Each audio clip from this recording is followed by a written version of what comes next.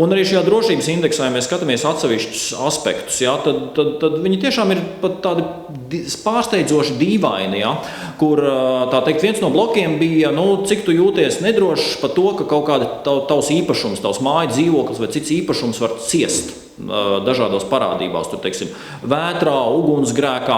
Un tad viena no pozīcijām bija, cik lielā mērā tu esi nobažījies, ka tavs īpašums varētu ciest no zemestrīces.